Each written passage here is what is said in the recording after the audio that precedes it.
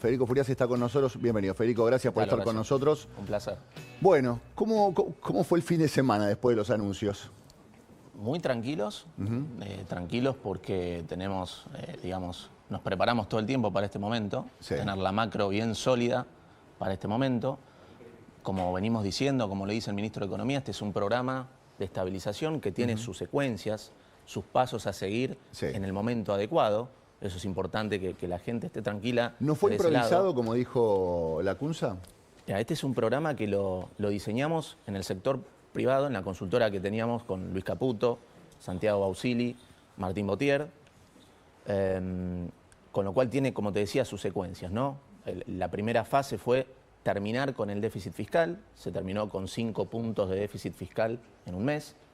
La segunda fase fue terminar con la emisión monetaria y con el déficit cuasi fiscal del Banco Central de 10 puntos del producto, que se terminó en junio-julio del año pasado.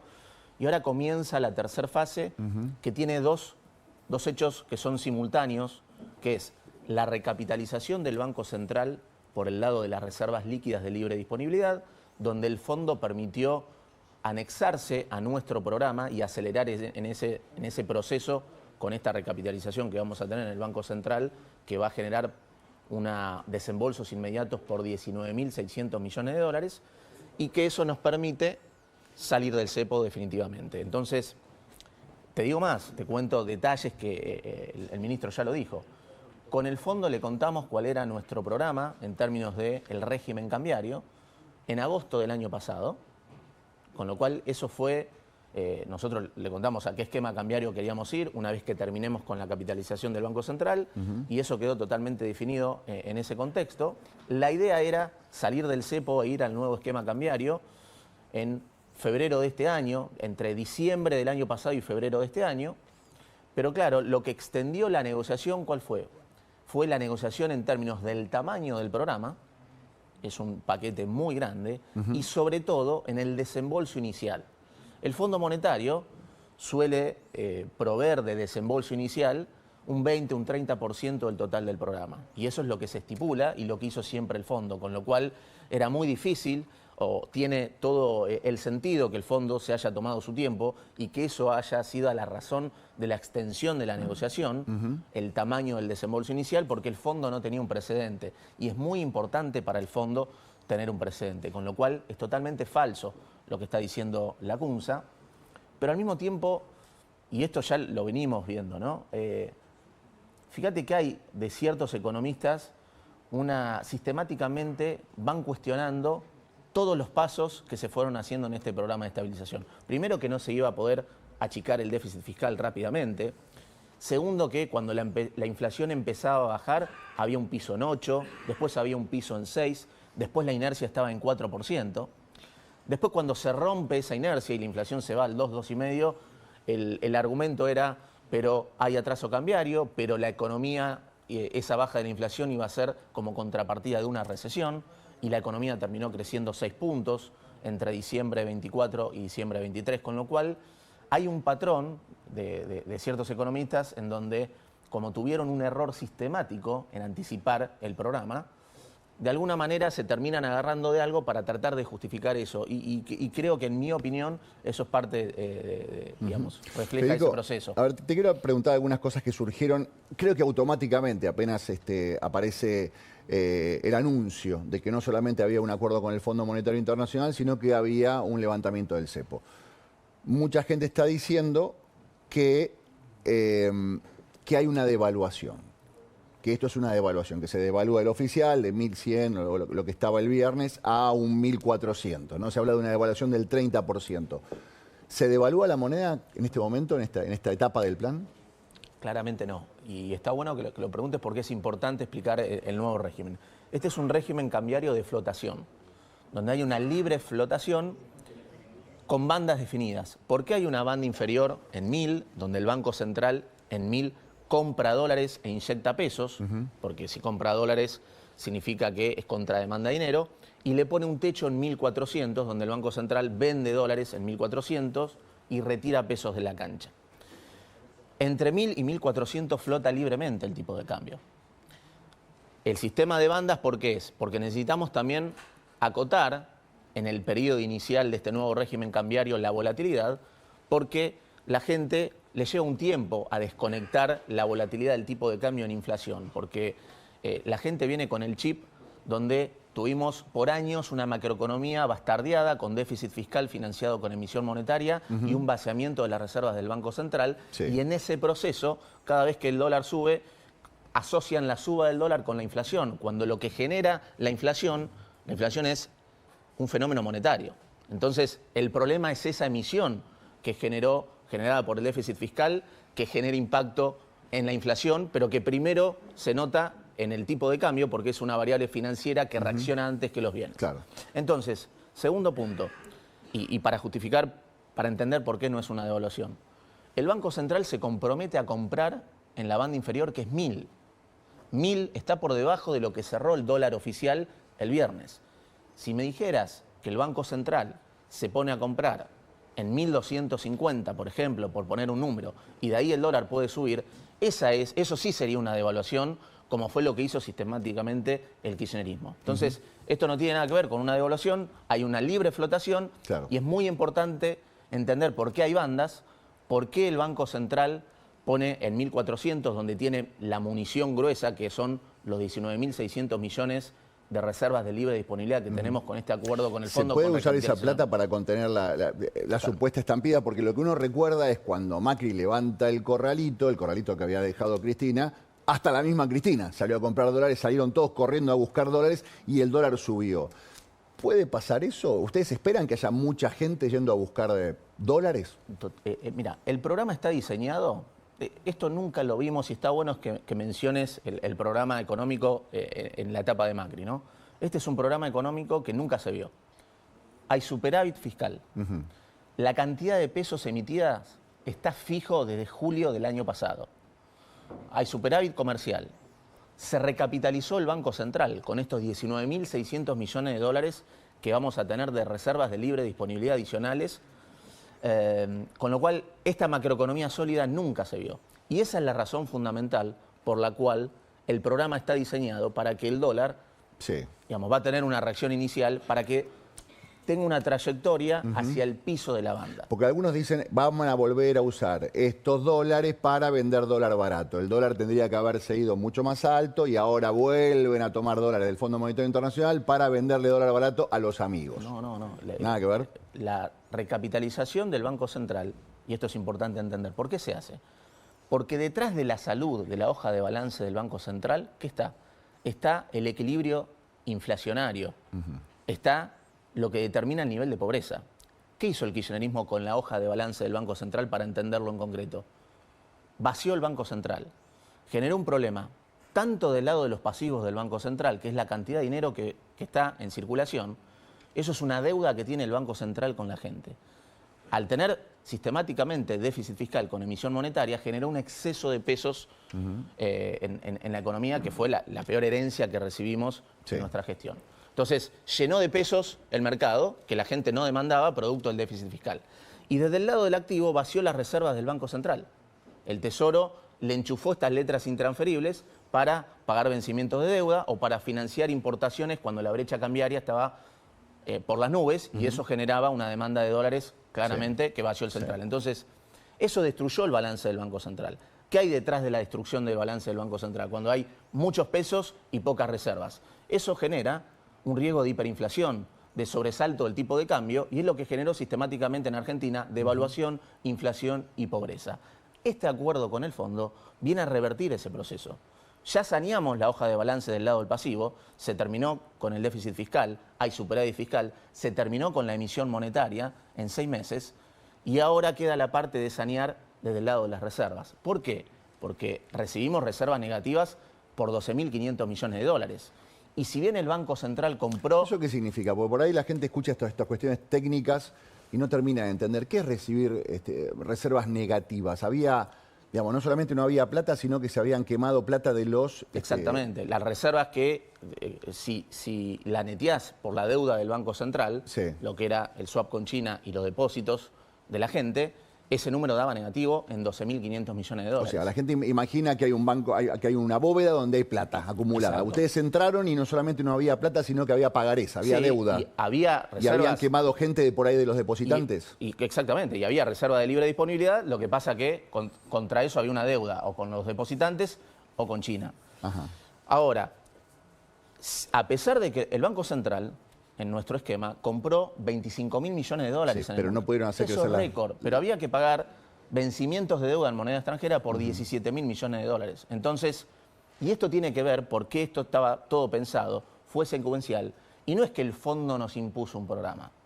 Nosotros fuimos al fondo a contarles cuál era nuestro programa y le dijimos, si ustedes se quieren sumar a este proceso, pueden acelerar los tiempos para la salida del cepo a través de acelerar la recapitalización del Banco Central. Claro. Y el fondo acompañó. Yo me acuerdo en marzo del año pasado, Milei dijo, si a mí me dan 15.000 millones de dólares, yo levanto el cepo. Exacto. Y fue lo que pasó Eso ahora. siempre estuvo pensado del momento uno. Por eso, repito, en agosto estaba diseñado el esquema de bandas. La idea era salir entre diciembre, enero, febrero. Sí. Se demoró por la negociación en términos del tamaño del paquete y el desembolso inicial, pero el fondo se sumó a nuestro programa, acompañó, hizo un desembolso inicial que es récord, y eso nos permite recapitalizar el Banco Central Bien. y salir del cepo sin Federico. generar ningún tipo de tensión, que esto es lo importante. La gente se tiene que quedar tranquila, que atrás hay un equipo económico que tiene pensado paso por paso lo que se va a hacer, y es lo que se vino haciendo, Ok. y que no vamos a tomar ningún tipo de riesgo. ¿Cuántas fases tiene el plan? Estamos en la tercera fase. ¿Cuántas Esta es- fases tiene? Esta es una fase muy importante. Te digo que en términos macroeconómicos, esta es ¿Esta es la más importante? no la más importante, todas son importantes, pero en términos macroeconómicos, esta tercera fase de alguna manera le pone final a lo que es el plan de estabilización a nivel macro. Ok. Después viene todo lo que tiene que ver con reformas estructurales, que claramente llevan más tiempo. Bien. Y Te quiero preguntar algo, porque a esta hora son las 9:35, mucha gente está diciendo, yo no entiendo nada, todo técnico, quiero saber en qué me afecta a mí, digamos, al consumidor, al laburante. Toda esta cuestión, en la vida diaria, ¿cómo se la mejoran? bueno, esto es importante. La recapitalización del Banco Central, que el Banco Central cuente con más reservas, es un paso que permite fortalecer el proceso de desinflación. No se puede sostener un proceso de baja de la inflación si la salud de la hoja de balance del Banco Central no está solucionada. Y lo que vamos a hacer ahora es justamente eso. Mejoramos las reservas de libre disponibilidad del Banco Central. Eso nos permite además ir a un esquema más libre. Salimos del cepo. A partir de hoy, todas las personas humanas no tienen más restricciones para comprar dólares, no tienen límite de atesoramiento ni percepción de arca. Aclaremos eso, cómo es, porque hubo una circular que hubo algunas personas que la leyeron e interpretaron que había una limitación, que solamente se podían comprar $100. No, claro. ¿Cómo es? Hoy, para que quede claro, las personas humanas no tienen ningún límite para atesorar dólares ni percepción de arca. Ahora, lo que se mantuvo es esa restricción de los $100 si voy con dólares, si voy con pesos, billetes, En efectivo. en efectivo. Entonces, eso... Digamos, si la persona, porque mucha gente decía, no todo el efectivo es negro. Si yo tengo efectivo blanco, vaya a saber por qué hay gente que lo considera que prefiere tenerlo en su casa. Voy con ese efectivo blanco, lo deposito en mi caja de ahorro y desde mi caja de ahorro yo puedo usar toda esa plata para comprar Exactamente, dólares. Exactamente. Para seguir incentivando la bancarización y no incrementar la informalidad, es que se hizo de esa manera. Ok. ¿Hay un tope? No, no hay tope. No hay tope. No hay tope. No hay tope. Se terminó el cepo para las personas humanas, para las personas físicas, y era muy importante dar ese paso, pero claro, detrás de eso tiene que haber fundamentos macro para que no haya ningún tipo de tensión. Sí. Mucha gente se preguntaba también por qué sigue existiendo el dólar tarjeta, por qué sigue habiendo este impuesto extra para la gente que hace consumos en el exterior. Bueno, en realidad sigue la percepción para el dólar tarjeta si vas con pesos. Ahora, Ok. del momento que podés comprar todos los dólares con los pesos bancarizados, después usás los dólares y se termina el problema. Está bien. Para pagar plataformas, todos estos consumos que hacemos habitualmente, ya sea de alguna membresía para ver alguna plataforma de video, para alojamiento en la nube, ¿cambió algo eso? Ninguna restricción. ¿Ninguna restricción? Ajá. ¿Y qué pasa con las empresas? En términos de los controles de capitales, Controles de capitales, perfecto. exacto. Primero, lo que se flexibilizó para las empresas es se llevó a pago inmediato lo que tiene que ver con importaciones de bienes y servicios, que eso estaba en 30 días. Con lo cual hay una normalización de lo que era el cepo comercial, que se fue haciendo en distintas capas a lo largo de todo el programa. Segunda flexibilización es que para el pago de dividendos, de utilidades y dividendos, se libera el flujo a partir de este año. Entonces, todas las utilidades y dividendos durante este año se van a poder girar libremente a partir del año que viene. Bien. Lo que es el stock acumulado Claro, de utilidades y dividendos pasadas, ¿Cuántos años hay de stock acumulado? es un número que no es un número sencillo. Ajá. ¿Por qué? Porque una cosa son las utilidades y dividendos acumuladas. ¿Le podemos explicar a la gente qué es eso? Ahí, las empresas internacionales no podían girar plata a como sus parte casas del cepo, matrices. entonces Hace tenían que varios retener años. esas utilidades y dividendos. Claro, Ahora, compraron edificios y otro tipo de inversiones, pero hay un stock de pesos que las empresas están esperando que ustedes le digan, la pueden mandar como pasa en todo el mundo, y saben que hay una cosa que se tiene que desarmar de una bola gigante de pesos que sí o sí se van a pasar a dólares. es clave lo que decís, Horacio, porque si bien contablemente están esas utilidades retenidas, ese stock de los últimos años, Sí. no están todos los pesos disponibles. ¿Por qué? Porque las empresas hizo alguna reinversión, compró edificios, lo tienen en algún título financiero, con lo cual la capacidad de ejecución, de materializar ese stock de utilidades retenidas es mucho más chiquito. Entonces, para ese stock, lo que vamos a hacer es diseñar un BOPREAL del Banco Central, que es un título en dólares, donde las empresas van a poder suscribirlo con pesos y de esa manera hacer el giro de utilidades. Entonces hay un producto diseñado que ya funcionó muy bien, fue parte esencial de la estrategia financiera que permitió absorber pesos, estabilizar el contado con líquido, los dólares financieros, y resolver el problema de la deuda comercial, que se va a destinar también para resolver ese stock que quedó de las utilidades y dividendos. Bien, con el campo, desaparece el dólar blend. Desaparece el dólar blend. ¿Es verdad que el gabinete se enteró que se levantaba el cepo en el momento que fueron a firmar el decreto para levantar el dólar blend? Totalmente, y sí, hubo mucha emoción en el momento. ¿Nadie sabía nada? ¿Quién sabía del gabinete de lo que estaban a punto de anunciar? La verdad que específicamente, no sé, este es un equipo económico es muy chiquito, muy Sí. hermético. Estamos todos coordinados, pero no hablamos con nadie. Por eso, cuando muchas veces... Pero una la vez gran que- mayoría, digamos, el gabinete se enteró en una foto que publicó Exacto. el presidente Milei, con todo el gabinete mirando la conferencia de prensa Exactamente. del ministro Todo el Caputo. gabinete, obviamente. Y eso es importante, porque cuando después salen por ahí economistas diciendo que parecieran que tenían un dato de que iba a haber o una devaluación o que, o que salen ahora porque el programa se quedó sin combustible, hablando como si supieran algo, es totalmente falso. Es un equipo económico muy chico, muy compacto, muy coordinado y que claramente no habla con nadie. Bien, hablando de ese del dólar blend, no existe más el dólar blend. ¿Qué No. expectativa tienen con respecto a los exportadores del campo? Digamos, ¿qué puede llegar a pasar? ¿Qué evalúan? ¿Cuánto dinero puede ingresar? Porque hasta ahora se viene hablando de la cantidad de dinero que va a ingresar de diversas entidades internacionales. Pero del campo, ¿cuánto calculan que puede llegar a ingresar con este cambio de régimen? Bueno, claramente los incentivos, el campo tiene incentivos por diferentes razones. Primero, hay una normalización, una flexibilización del tipo de cambio, con lo cual eso le va a generar un tipo de cambio exportador mejor al que tenían antes, porque la brecha va a comprimir fuertemente, va a desaparecer prácticamente la brecha cambiaria. Sí. Por otro lado, tiene el campo que hay una reducción temporaria de las retenciones hasta junio, con lo cual eso también genera un incentivo muy importante. Se llega a este momento con tasas de interés que, producto de la volatilidad de las últimas semanas, hay tasas de interés en pesos que son muy altas. Y si a eso le sumás este régimen cambiario, donde en el techo de la banda el Banco Central tiene una munición muy fuerte, incrementado ese poder de fuego en 20.000 millones de dólares de reservas de libre disponibilidad, en una economía donde no hay pesos, porque la cantidad de pesos emitidos está fija desde julio del año pasado, claramente todo eso genera incentivos a una estabilización macroeconómica y claramente ese es el principal incentivo que tiene el campo para liquidar. Pero nosotros estamos muy tranquilos, no es que nos estamos fijando en eso. ¿Por qué? Porque atrás hay una macro sólida. De vuelta, nunca se vio superávit fiscal, cantidad de dinero fija, un balance del Banco Central recapitalizado con dólares líquidos, un tipo de cambio flexible que puede flotar entre bandas con volatilidad acotada sobre todo respaldado con un presidente. Un presidente que es el principal defensor del equilibrio fiscal y del orden monetario. Eso no se vio nunca. Bien.